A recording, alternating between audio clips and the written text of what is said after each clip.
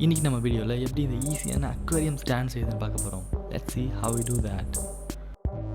இந்த ஃபிஷ் டேங்க்கு தேவையான வுட்ஸ் எல்லாமே 4/6 இன்ச் தேக்கூட 4/6 இன்ச் பைன் வுட். டிம்பரில் போய்ட்டு 4/6 இன்ச் தேக்கூட 4/6 இன்ச் பைன் வுட் நீங்கள் வாங்கலாம்.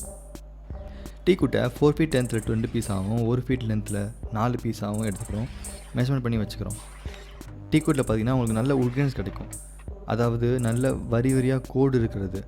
பைன் வுட்டில் பார்த்தீங்கன்னாலும் அதே மாதிரி இருக்கும். ஸோ இதை நீங்கள் அவுட்டர் ஸ்கர்டன் யூஸ் பண்ணிங்கன்னா நல்ல அப்பீலிங் லுக் கொடுக்கும். ஒன்ஸ் இந்த கிராஸ் செக்ஷனில் நான் முடிச்சதும் இந்த 4 ஃபீட் அண்ட் 1 ஃபீட் லென்த் நான் முடிச்சதும் லெக்குக்கான வேலையை நான் ஆரம்பிக்கிறேன்.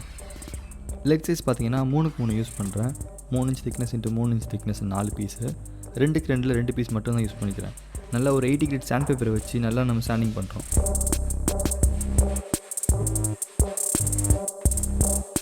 நம்ம லெக்ஸ்க்கும் சைட் ஸ்டெப்ஸ்க்கும் வுட் ரெடி பண்ணதும் இதில் பார்த்தீங்கன்னா 3x3க்கும் 2x2க்கும் நல்லாவே வித்தியாசம் தெரியும். இது மாதிரி 3x3 சைடில் வச்சுட்டு 2x2 மிடில் வைக்கிறோம். இப்போ நம்ம கட் பண்ணி வச்ச ஒரு அடி கட்டையும் 27 இன்ச் லெக்கையும் வச்சு நல்லா ஃபெவிகால் அப்ளை பண்ணி ஸ்க்ரூ பண்ணுறோம். நம்ம அளவுக்கு அதிகமாக ஒரு ஆப்ஜெக்டை வுட்டு உள்ள திணிக்கும் போது ஒரு ஸ்ப்ளிட் உண்டாகுது.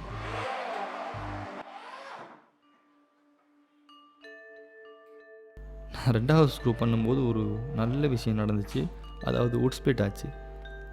அதுக்கப்புறம் செம்ம கடுப்பாகி துருன்னு எல்லா கட்டையும் பிடிச்சி ஸ்க்ரூயிங் பண்ண போகிற இடத்துலலாம் ஹோல்ஸ் பண்ணிட்டேன். அப்புறம் பழையபடி ஃபெவிகால் அப்ளை பண்ணி ஸ்க்ரூயிங் பண்ணேன் and it was fine.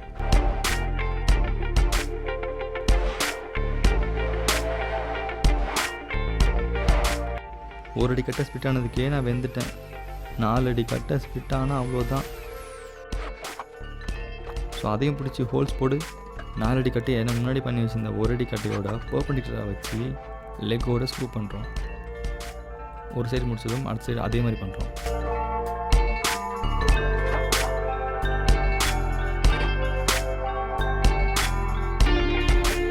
Once that is done, time for the middle leg. அதாவது 2x2 சின்ன லெக் பார்த்தோம்ல, அதை நம்ம ரெடி பண்ணுறோம்.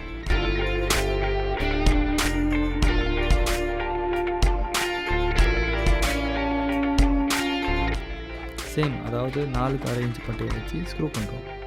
ஸ்க்ரூ பண்ணி முடிச்சதும் அந்த லெக்ஸை கரெக்டாக மிடில் வச்சு செட் ஸ்கொயர் வச்சு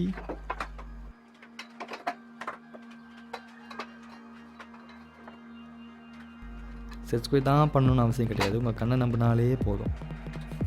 ஃபிக்ஸ் பண்ணி பார்த்தா எனக்கே ஆச்சரியமாக இருக்குது, கரெக்டாக மிடில் வச்சு பண்ணியிருக்கேன்.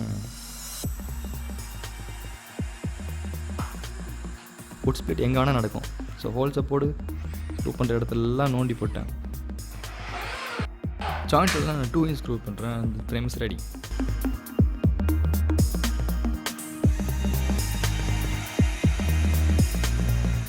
ஃப்ரேம் முடிஞ்சதும் மேலே இருக்க 4 அடி பட்டைக்கும் கீழே இருக்க 4 அடி பட்டைக்கும் இருக்கிற நட்டில் கேப்பில் லெக்கோடு சேர்த்து வச்சு ஒரு சின்ன பீஸை வச்சு நல்லா ஸ்க்ரூ பண்ணுறோம்.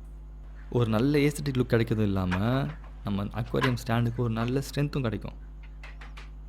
அந்த கேப்போட லென்த்தை மெஷர் பண்ணி அங்கே ஒரு சின்ன பீஸ் வச்சு ஸ்க்ரூ பண்ணுறேன். அது முடிஞ்சதும் திருப்பி ஒரு 180 கிரேட் பேப்பர் வச்சு நல்லா சாண்டிங் பண்ணுறோம். ஸ்டாண்டு மேலே தெர்மோகோல் போடுவோம்ல, அது கொஞ்சம் அசிங்கமாக தெரியும். ஸோ அதனால் நான் என்ன பண்ணுறேன், ஒரு 3 இன்ச் பட்டையை மேலே வச்சு ஸ்க்ரூ பண்ணிட்டேன்னா அது தெர்மோகோல் மறைஞ்சிரும். இப்படி பண்ணுறதுனால தெர்மோகோல் மட்டும் மறையது இல்லாமல் உங்கள் ஸ்டாண்டுக்கு ஒரு அழகான லுக்கும் கிடைக்கும்.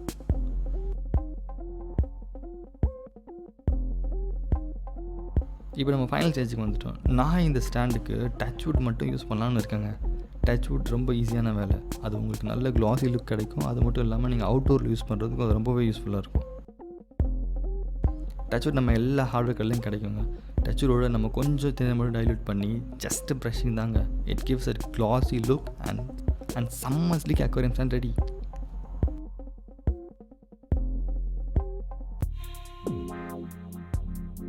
நீங்கள் எத்தனை கோட்டிங் தரீங்களோ அவ்வளோ க்ளாஸிங்கும் இருக்கும், அவ்வளோ ப்ரொடக்ஷனும் இருக்கும்.